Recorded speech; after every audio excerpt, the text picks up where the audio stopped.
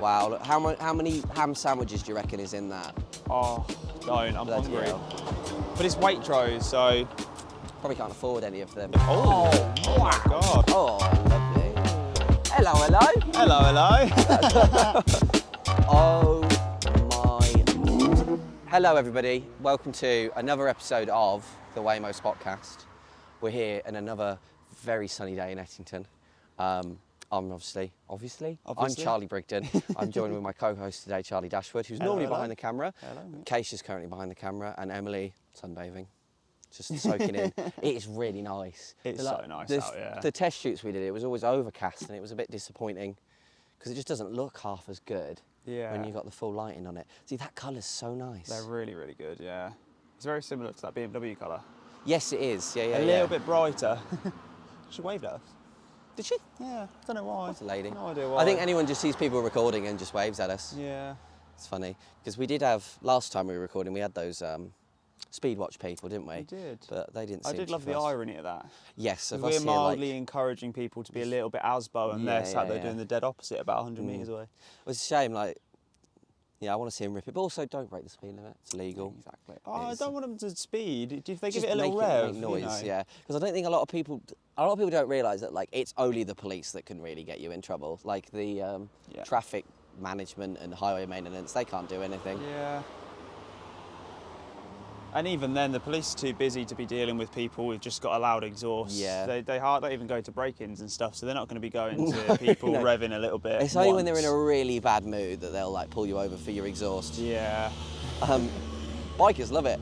I know there was someone in, oh, that's very nice, S2000. Oh, I do like an S2000. That is really nice. They're a bit deadly. They scare me a little bit. Yeah. That's so nice. But they rev so high.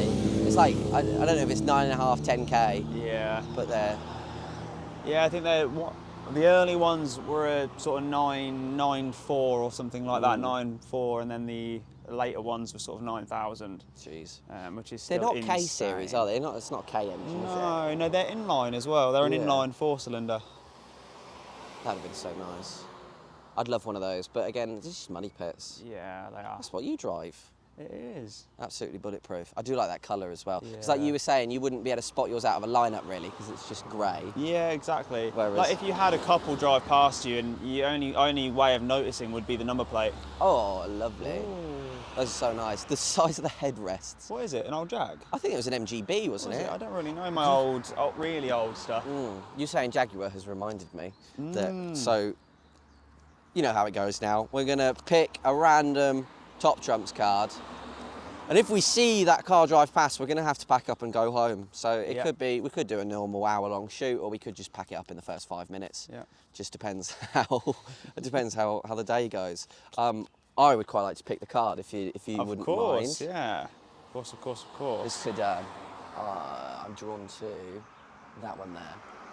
That one, what have we An got? aerial atom. Oh, Yes. interesting one. That's an interesting one. Can you tell me the top speed of an aerial atom? No, I would take a guess at probably 145. 150, maybe? very nice. Not bad. It I just says- thought they'd be a little bit scary over about that, wouldn't they? Yes, they would. Oh my Lord, look at that. Oh, Oh. that's so nice. What number is it? Evo. So that's an Evo 5, Oh, 4, Tegra Type R, IV, so 4. 4, and then that's a 7. It said 5 on it, that one. Did it? I don't Yeah. bloody know, they all Is look it the a same. V? I thought They the do, first yeah. one was an Impreza, to be honest, but it wasn't. So. They do look a little bit like the early Imprezas, to be They honest, with do, like yeah. the bonnet scoops and straight- the little like air vents and Yeah. stuff. But white, I think any Japanese car I'd want in white as well. They all look so good in they white. do look good, yeah.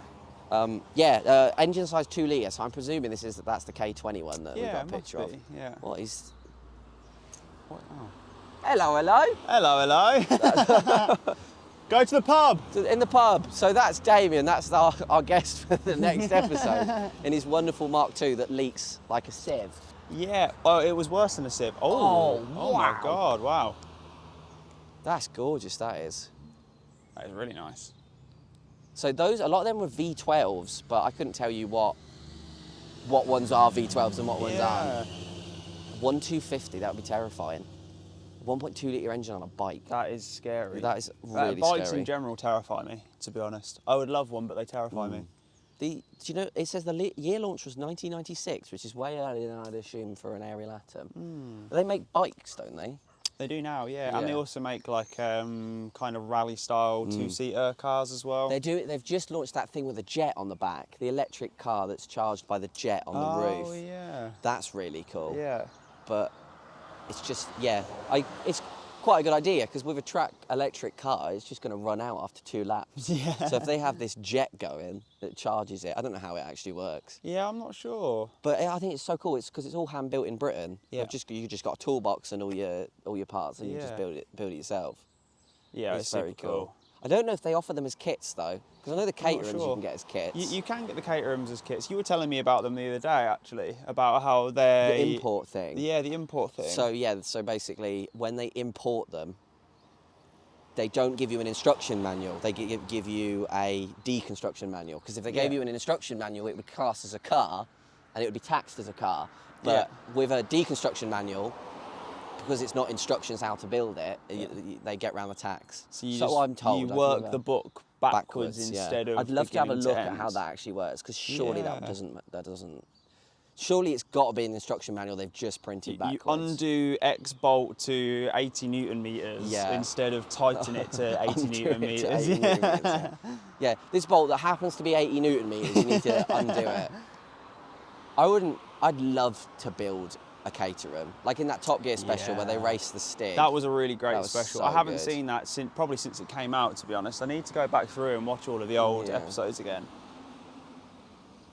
That Damien's MR2 is so nice. It's really nice, yeah. Is that the first time you've seen it? Yeah, I've not seen it before. Really, really nice. Because he came to Jap show in the Panda. Which is a gorgeous car. It's probably one of my favourite MR2s. I saw a group of people arguing if it was a GT86 or not. And I was like, no, it's not. Yeah. Because you could believe it's a GT86, because they did so many like saloon versions of it. Certain angle. Yeah, to be fair, if it had the wing on the AE86s, it would look very, very similar. Oh, see, these are quite nice, but they're a bit yobbish. They're a bit. That has been rattle canned. You see, that had no lacquer on it. That was just like straight Halfords red on the boot. What is it? Yeah. I do quite like them. You can get them to crazy horsepower on the original block as well, but it's just like they're a bit too close to a They're the Fiesta. same engine look as at the that. What is that? A Triumph Ooh, TR6 or yeah. a Stag or something? That's so lovely. Yeah, TR6. Oh. See, that's a proper. So they're the ones that they're actually classed as classics, where you don't have like MOTs or road tax. Yeah. Apart from our silly MR2s that aren't classics, apparently. Apparently not, no. Yeah, I don't Will don't get it. in 2 years' time. Yes, I think I'm about 3 years away. So this year, the first years of MR2s start becoming 40 years old. Yeah. And I remember last year at Nationals, someone showed up with a Mark 1 MR2 with like 1,000 miles in it. That is It's insane. crazy. Yeah. And it's just, but surely if a car is like 40 years old and it's not been driven more than 1,000 miles, it can't be in great nick. No. They're meant to be driven, surely. Yeah. I would imagine everything's gunked up and stuff. Like all of the rubber's going to be buggered. Yeah. Like I bought that Peugeot, my 106, thinking it would be like mechanically sound because it's on 35,000 miles. Yeah. And then replaced the engine after another 1,000 miles, and now the gearbox is going. Yeah. Well, that's just French, isn't it? I think that's old Peugeot, honestly, yeah. Like it was an old lady that owned it from new, and I just want to know what the hell she was doing with it. Maybe she was also tracking it. It must like be, your yeah, MR2. like my MR2, where someone's just secretly tracked it for Yeah. 20 years. It's not 30,000 miles of like an old lady driving, No. it's 30,000 track miles. Yeah, oh, look at that. Is that a Proton? Or is it a Honda? It's a Rover. It's a Rover. Okay, so that is a Honda chassis. So Honda used that for the Civic. But there was a good point in the 80s where they just literally, everything was a box that was the same shape and you just can't tell them apart. That's the best era though. Oh my God, it's a Renault Scenic. Look at her. Wow, Beautiful. she's glowing. They're incredible. Unbelievable. Yes. So I think the Renault Scenic is just the Citroën Zara Picasso. I think they are in the a exact frock. same car, Yeah, with just a different badge. Because the French did that for so many cars. Yeah. But yeah, it's not quite a Zara Picasso. I don't think we've seen a Zara Picasso here, have we? Don't think so, no. I don't think so. It's just so rare and sought after. That's really nice. Yeah, I really like these. I don't know about the red. I don't know if I like the red or not. Oh, I think they're pretty cool. Yeah, that's really nice. That is really nice. They're supposed to be really good fun to drive as well. They are, yeah. But and they're still very cheap. Yeah, they're one of those ones that haven't like shot up yet because Yeah. it's only stuff that's like Japanese that's really got that big wave of ridiculous. And like the old Fords and stuff have been going up loads. Yeah. But it's like people say you can't really make money off cars because you just don't know how the market's going to go. You'll never know. Like no. Unless you literally buy a car at such a great deal that you know without a doubt it's going to resell for higher. Yeah. But like as if a you buy it long-term under investment, market, it's not happening. No. Just because the upkeep. Yeah. Well, you'd say that. If you'd have bought like a Porsche 911 like 20 years ago for like $1,000 and it's worth like 50 now, it's a bit different story. Yeah. Like I know my mate's dad sold his you're E-Type. holding something for 20 years. Yeah, true. And you've got to maintain it for 20 years and you're probably going to put 20 grand's worth of maintenance in it. So was it really like turning it from $1,000 to 50 grand? No. It's just if you can sell it for like and like cover the cost of owning would be lovely. Yeah. But it's just so unlikely. It's so risky as well. You just don't know what's going to be wrong with cars. And the amount of people that lie about what's wrong with their car and everything. Yeah. Wow. Well, we both got stung. We both on got our really MR3s. stung. That was me being stupid though. Oh my days, that's gorgeous. I'm very rare. Case is very excited by the Micra. Very rarely the white rims work. It looks like a starlet from here. Wow, look, how many ham sandwiches do you reckon is in that? Oh, don't, I'm Bloody hungry. hell. But it's Waitrose, so... Probably can't afford any of them. Yeah. You go into Waitrose, it's just like a different universe. Pretty much, it's insane. Yeah. It's like 30 or 40% more expensive than everywhere else. And it's like being in Tesco's, you know, they do the like quiet hour, like since COVID, where they like dim the lights and turn the music off. Yeah. It's just just what Waitrose feels like all the time. Yeah. I find shopping such a anxiety-inducing experience, especially have you in like a considered going in the quiet hour? We have done, yeah. Yeah. Because that's just like the, it actually just helps mentally for people with autism and overstimulation problems and things like that. But sometimes, oh my God, it's a Unimog. That's cool. Insane. Look how wobbly it is. Yeah, it's so much suspension travel. That's so cool. That's so cool, man. Oh man, proper car. Yeah. Don't need any of these sports car things. Just get a Unimog. I'd love to live out the back of that. Yeah, I was literally thinking the same thing. So cool. That'd be good for like an ice cream van. Yeah, I used to have one of those in my work vehicle. Yeah. One of them, those trucks are really nice actually. They're very clunky, very heavy, very, very heavy, but they were great workhorses. Yeah, oh yeah, they're bulletproof. Yeah. It's just, yeah, I'd love I think they're almost the same as the Hiluxes in build and stuff like that. Yeah, well, you got to, otherwise you'll just be fixing them all the time. Yeah. And I know people make a lot of money off fixing cars all the time, but they do, when you've got a big fleet, you just need them to be reliable. Yeah. That's the thing with fleet cars, like with the... I'd love to talk to whoever like deals with buying the police's cars and like what contracts they get. And, like, I know they have special lists where they can have, if they really want something specific that they can justify, they can do it. Because like they've got, it's an Alpine A110 they've just put on. They have. I don't know whereabouts, but... I think it was somewhere up north, like Blackpool, Preston, somewhere like that, if I remember right. But it was donated, wasn't it, by Alpine? I think so, I didn't know that. If I remember right, Alpine donated it, because otherwise, I think they consider it nowadays a bit of a waste of police money, because for the same performance and for less money and probably more reliability, you can get like a diesel Audi or a Skoda Octavia or something like that. They love their Skodas. They do. They do love it. Those the Interceptors, the like VRS ones, are really cool. I do think they look quite menacing. And I'm a sucker for a new Volvo Estate. Yes, the Bentley design ones, they're really good looking. But I think what weirds me out is American police cars. Yeah. Like where it's just black and white. They're not covered in like, oh, that's lovely. They're not covered in like stickers like ours are. No. Do you know all of the liveries the police cars have over here are all named after foods? Are they? So the blue and yellow one that we see on all the cars is called a Battenberg. because it looks like a Battenberg. Right. And then before that, they had jam sandwich, which was silver with like a red stripe down the side. And there's a few more. I went into this anecdote thinking that I knew all of them, but that's the only two that I know. 2 out of about 10. Yeah, it must be. But yeah. So I wonder if they were named by officers rather than named by like the force. I don't know. It might be in that we just it's like a nickname that people have given it. I don't know enough about the story behind it, but it makes sense. Like Battenberg, they look like Battenberg. Yeah. And I think it's really cool that we have such standout police cars. Like there's no question it's a police car. Even when they're undercover, it's normally quite obvious because it's like it's a two-year-old Skoda Octavia with like tinted windows and a cage in the back, and you're like, and a police officer in full uniform. Because they actually have two types of undercover cars. They've got undercovers, which are the ones that are just like grey with like tinted windows, and then they have even more undercover that's not even on the police register. Like the police don't even own it. It's the ones like sometimes if a car's like seized or something up north, they'll bring it down south and use it. Yeah. And those are like seriously covert. Like the police officers wouldn't even. Well, be they're like plain clothes, uniforms, and everything, but they don't react to things, do they? No. They stay hidden until something serious happens, and then they flock to the scene. We talk about that. Me and Keisha were driving to London.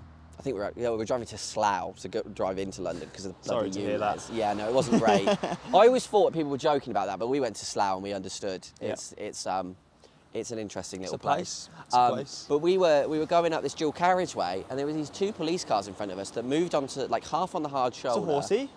There's a horse in there. There's a horsey. Half on the hard shoulder, half in the slow lane. And whacked their hand out the window, went like that at us. And we're like, what are they doing? So we all overtook them. And just as we went past, they spread out into both lanes, just put on their brakes and just stopped the whole motorway. And as they did that, two more came the other way with their blues and twos on. So we've just avoided being part of some big police sting operation. Yeah. But we've had that a couple times. We were driving to Frome, and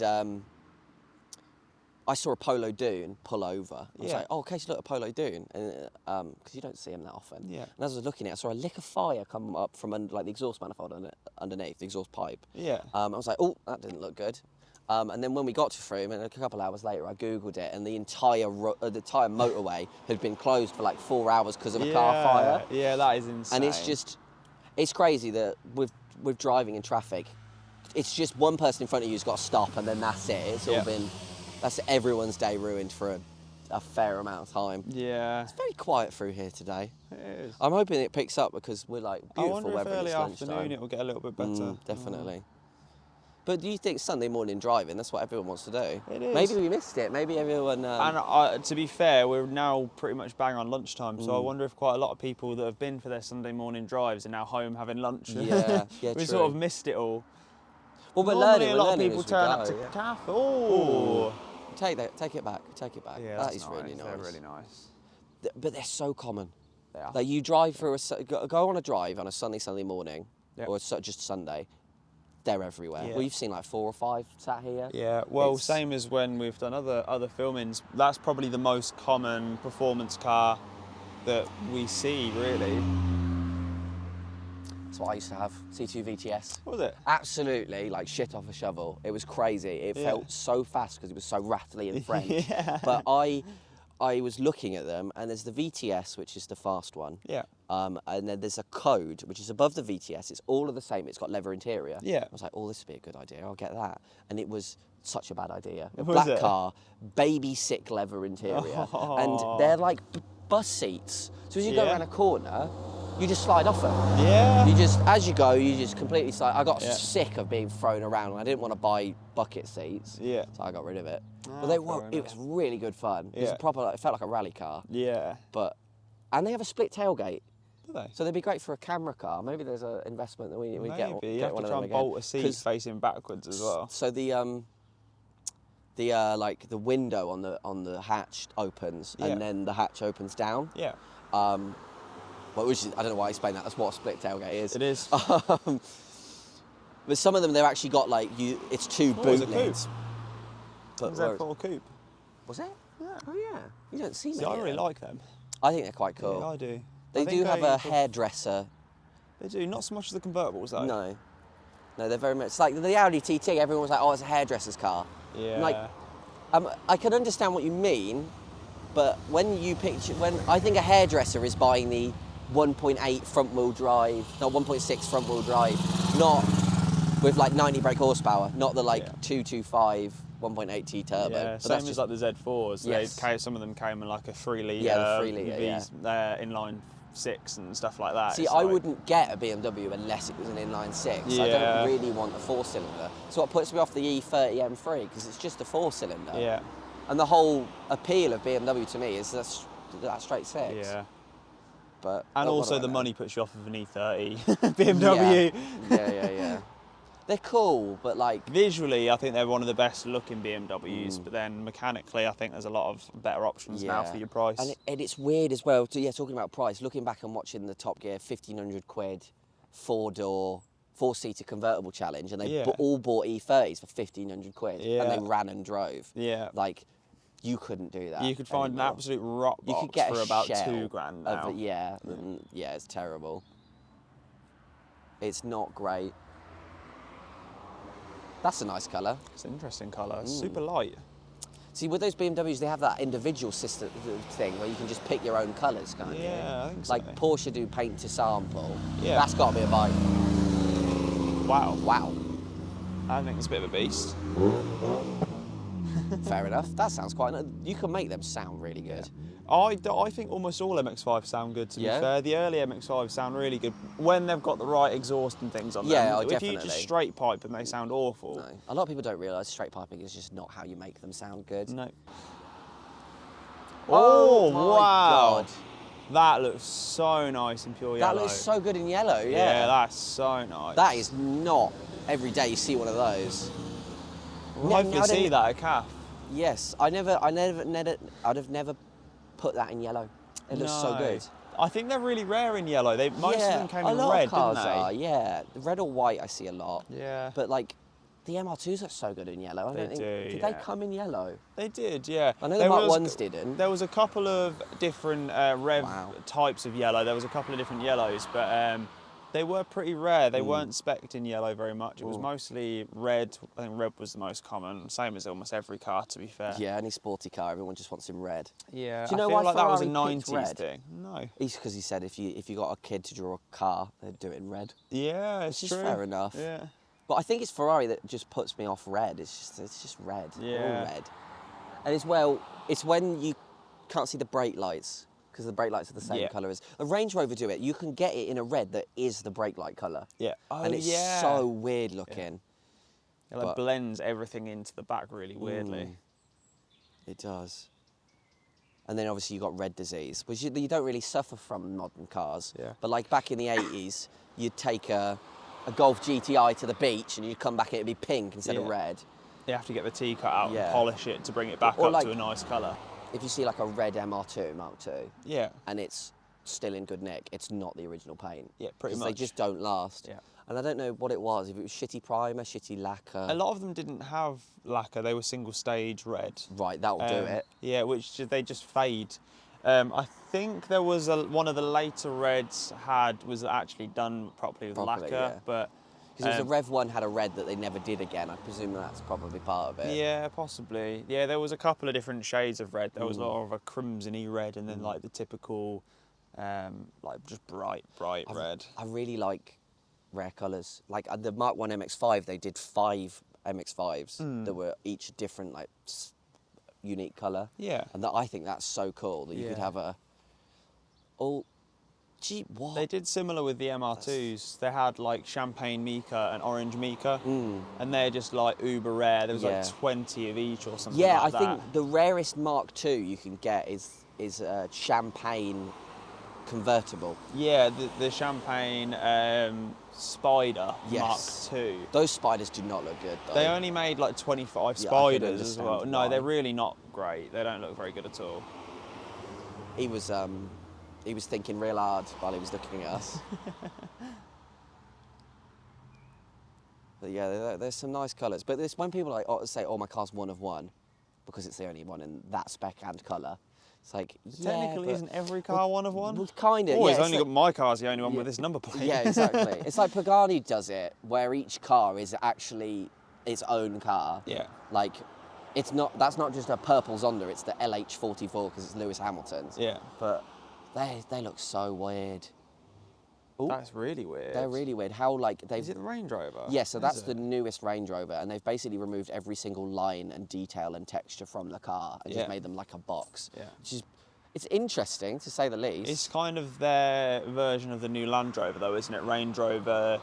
So the Land Rovers have a similar sort of look and vibe to the Range Rovers. It's like the opposite of what BMW are doing, where they're just making every car really, really distinctive. Have you seen the new M5? I think so, yeah. It's so weird. They've made it like really porky. Jeez. Yeah, they have actually. Same with the M2, wasn't it? They made a really unique boxy. one, really boxy looking which M2. I think looks awesome. Yeah, I do. But a lot of people hate them. Like, I remember vividly the first time I saw the new M3 with the vertical big grills. kidneys, yeah. They've grown on me so much. I think they look so good. I think they look really good. I think when it's... Especially when they're in a really bright colour. Yes. So when it's the bogs... So there's actually two different of those grills. Oh, right, yeah. Because the bog standard ones are like just a 320. Yeah. It's like a really rounded off one with like chrome on it. Yeah. Whereas on the M3s, they're like, it's really sharp and like defined. Yeah. They look really good. The bog standard ones look horrible. Yeah. Like so horrible. But I think they're trying to do that. They're trying to make the lower ones worse. Yeah. So you're more, you want to get the M Sport kit and stuff like that.